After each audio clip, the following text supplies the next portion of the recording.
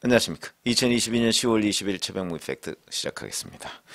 자, 이재명 민주당 대표 오늘 긴급 의원총회에서 김용 민주연구원 부원장의 그 8억 대선 자금 의혹 이 부분에 관해서 입을 열었습니다. 어저께까지만 해도 김용 부원장이 체포됐을 때 일체 침묵을 지켰고, 그 다음에 어제 저녁 최고위원회의에서도 기자들이 질문을 하니까 일체 아무런 얘기도 하지 않았습니다.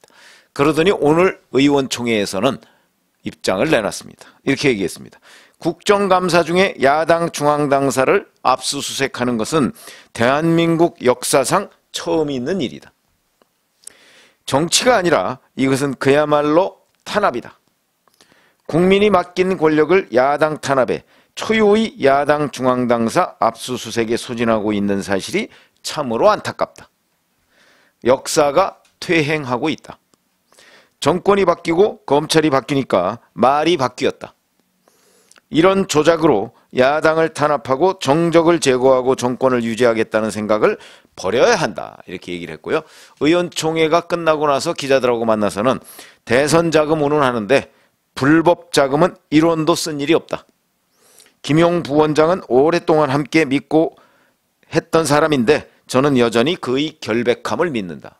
이렇게 말을 했습니다. 자, 여기에 몇 가지 팩트들이 있습니다. 우선 중앙당사에 대한 검찰의 압수수색은 뭐 사상 초유 뭐 이렇게 얘기했는데 그렇지 않습니다.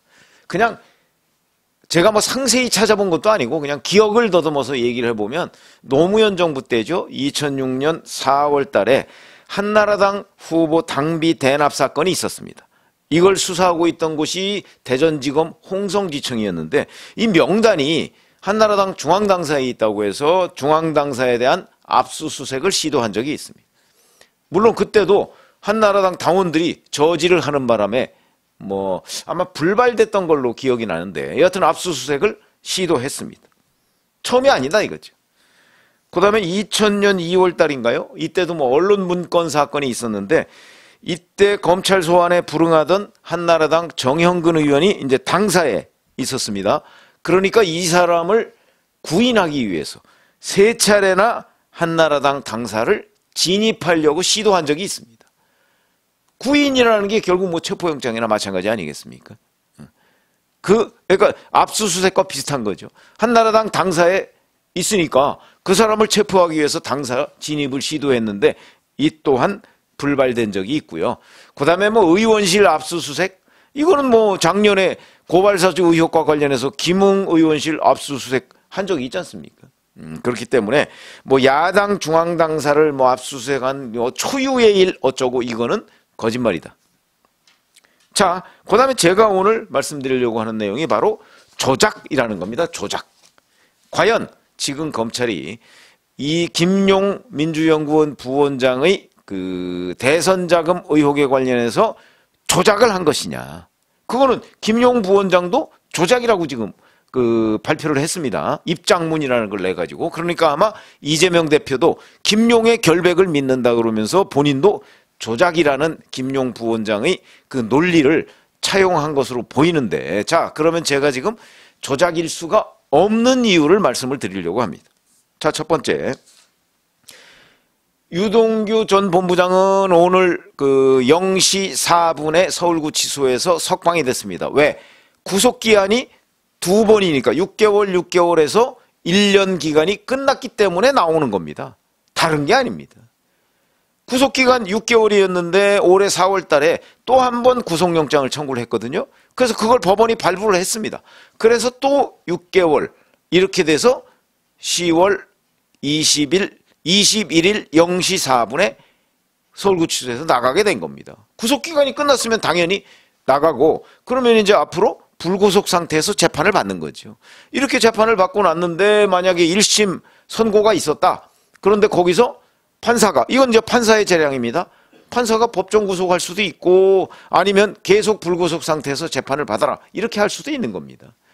그러니까 이건 법적인 절차에 따라서 유동규 씨가 석방이 된 것이지 이게 뭐 무슨 조작을 해 검찰의 의도대로 뭐 김용 부원장 대선 자금 부분을 불었기 때문에 너 나가도 좋다 이거는 아닙니다. 그런 거 하나. 그 다음에 남욱 변호사, 천화동인 4호의 실소유주죠. 이 사람도 현재 구속돼 있습니다. 그러니까 유동규, 남욱이 별개로 구속이 돼 있습니다. 어떻게 말을 맞춥니까? 이 두 사람이 증언을 해줬기 때문에 지금 이 얘기가 나온 거거든요. 김용 부원장의 대선자금 의혹은 제가 아침에도 말씀드렸지만 유동규와 남욱이 불었기 때문에 이게 가능한 겁니다. 그러면 이 사람들은 별도로 구속이 돼 있었는데 이 사람들의 말을 검찰이 중간에서 중재를 해가면서 말을 맞췄다? 누가 거기에 동의를 할 수가 있겠습니까? 그럴 수가 없습니다. 이건 기본적으로 따로따로 구속이 돼 있기 때문에 그런 거고요. 또 하나는 그러면 유동규와 남욱이라는 사람이 검찰이 추궁을 하기도 전에 이 사람들이 그러면 나 이번에 이렇게 딜을 해서 나갔으면 좋겠는데 내가 이거 하나 부를게요. 이렇게 얘기를 한 것이냐? 그게 아닙니다. 검찰이 이미 관련해서 다른 첩보를 입수를 한 게 있습니다. 대선 자금에 쓰였다더라. 경선 자금에 쓰였다더라 하는 첩보를 입수하고 남욱 변호사와 유동규 전 본부장을 압박을 하고 질문을 하고 이런 거 있지? 라고 했기 때문에 이 사람들이 그리고 정황을 너무나 잘 알고 있기 때문에 이 사람들이 털어놓은 거죠. 그러니까 저는 유동규 전 본부장이 이재명 대표를 완벽하게 배신했다 이렇게 생각하지 않습니다. 구체적인 증언과 진술을 들이대니까 그거를 빠져나가지 못한 거죠. 저는 그렇게 판단하고 있기 때문에 자 그러니까 이게 7억 4천이라는 첩보를 원래 검찰이 다른 곳에서 입수를 했기 때문에 그걸 가지고 추궁하니까 인정할 수밖에 없었다는 거죠. 그런 것이지 처음부터 뭐 검찰이 이 양쪽을 연결해 가면서 너희 부르면 우리가 어떻게 해줄게 이게 있을 수 없는 겁니다. 그 첩보를 제3자가 알고 있었기 때문에 그러니까 이게 조작이 될 수가 없다는 거고요. 그 다음에 또 하나는 이 7억 4천이라는 돈을 만든 사람은 남욱 변호사입니다. 그러니까 남욱 변호사가 이 7억 4천을 만들어 달라는 유동규 전 본부장의 지시를 받고 남욱 변호사가 갑자기 작년 2월 달에 받았다는 거 아닙니까? 그 요청을 김용한테. 그리고 나서 유동규 씨를 통해서 전달해 준 거는 4월, 6월, 7월 이렇게 3번에 걸쳐서 전달이 됐다는 건데 그거는 이 사람이 그 돈을 처음에는 이렇게 단기간에 만들 수 없다. 그래서 굉장히 난색을 표현했는데 그러나 자꾸 얘기를 하니까 만들어 보겠다 그래서 만든 거거든요. 그럼 그 만드는 과정에 갑자기 현금 7억 4천을 어디서 구합니까? 아무리 어디 잠겨 있을 텐데. 그래서 남욱 변호사가 이 현금을 만들기 위해서 동분서주했다는 거죠. 그거를 검찰이 어디서 현금을 만들었는지를 남욱 변호사한테 상세히 들었던 겁니다. 그러니까 남욱 변호사가 현금을 만드는 과정도 검찰한테 다 진술이 돼 있는 거죠. 그러니까 만약에 조작이라면 그것까지도 조작을 해야 되는 거 아닙니까? 그건 가능한 일이 아니죠. 왜?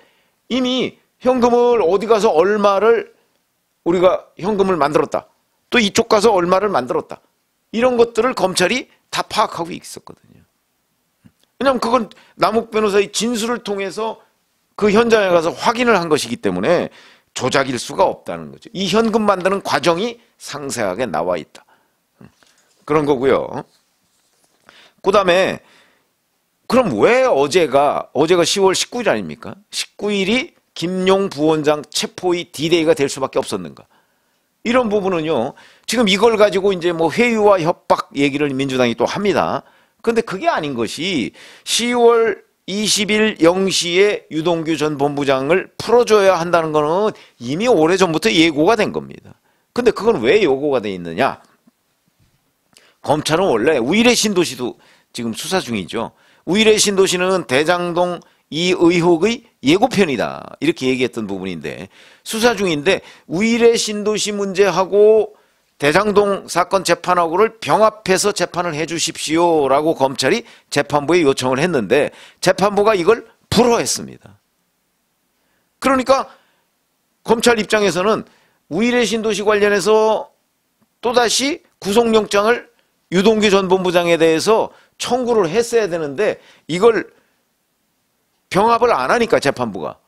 그러니까 이 청구하는 시점을 놓친 거죠.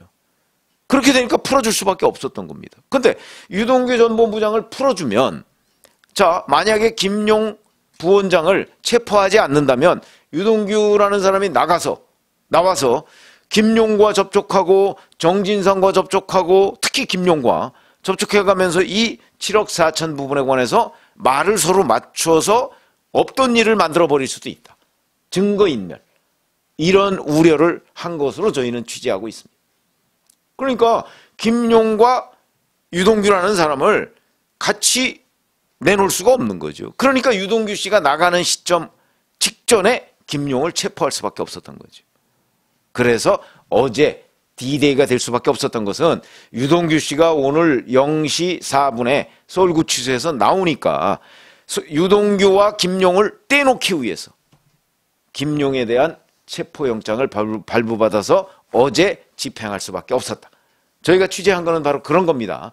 그런 점에서 본다면 이것만 봐도 이걸 어떻게 조작을 합니까? 이미 유동규 전 본부장 석방은 예고가 돼 있는 거고 예상이 돼 있는 거고, 그리고 나서 이 두 사람이 말을 맞출 가능성 등에 대비해서 김용을 체포한 것이고, 그 다음에 남욱 변호사가 현금을 만드는 과정, 뭐 이런 것들을 상세하게 진술한 게 있는데, 조작이라면 거기까지도 다 조작을 해야 되고, 그 다음에 현금 만드는 뭐 예를 들어서 뭐 어느 자기 거래하는 어느 식당 같은데 뭐 주점 뭐 이런 데 가서도 돈을 모았다는 거거든요. 그럼 거기하고도 다 짜야 되는 거 아닙니까? 검찰이 요즘 같은 세상에 그걸 짰다가 만약에 하나라도 정말 짰다는 사실이 들통이 났을 경우 그걸 감당할 수 있겠습니까? 다 무너지는데요. 검찰이 그런 일은 벌이지 않다. 차라리 다른 걸 찾는 한이 있더라도. 저는 그렇게 생각을 하기 때문에. 그런데 이 사람들은 왜 조작이라고 얘기할까? 그거는 단 하나죠. 이게 계좌 추적이나 이런 거로 나왔다면 절대 부인할 수가 없는 거죠. 그러나 그게 아니고 전부 현금으로 왔다 갔다 한 거거든요. 그러니까 끝까지 부인할 겁니다, 아마. 현금이기 때문에. 현금은 누가 사진을 찍어놨다. 그래서 일각의 보도에 따르면 이 이제 남욱 변호사가 만들어서 전달하는 그 과정이 이제 주차장 같은 데에서 전달했다고 하니까 거기에 CCTV에 찍혔다. 뭐 이런 얘기도 어느 보도가 나오는데 그건 아직은 확인된 사실은 아닌 걸로 보입니다. 만약에 CCTV에 찍혔다 그러면 남욱이 직접 김용한테 준 건 아니기 때문에 남욱이 뭐 정민용 변호사를 통해서 지금 유동규 씨한테 전달한 거로 돼 있거든요. 그러면 정민용 변호사한테 주는 과정이 CCTV에 찍혔을 수는 있겠죠. 아, 그거야 김용 부원장이 부인하면 그만이죠. 자기가 받은 게 아닌데. 그렇기 때문에 이게 현금으로 건네졌기 때문에 지금 계속 조작 주장을 하고 있는 거고, 이재명 대표와 김용 부원장이 아마 이런 과정은 재판에 가서도 계속 유지를 할 가능성이 있다. 그러나 이미 유동규, 남욱, 그 다음에 제3의 인물에 의해서 이 첩보가 공유되고 있기 때문에 이걸 아마 나중에 재판에서 판사가 그래요, 조작됐을 가능성이 있다, 이렇게 인정하기가 저는 쉽지 않다고 봅니다. 그런 관점에서 본다면 지금 증언이 두 사람한테 나왔고, 그 다음에 이 첩보를 알고 있는 제3자가 또 있고, 이런 과정, 그 다음에 남욱 변호사가 현금을 만드는 과정, 이런 것들이 다 드러나 있기 때문에 그렇다면 이거는 조작일 수가 없고 조작을 할 수도 없다. 이렇게 말씀을 드리겠습니다. 고맙습니다.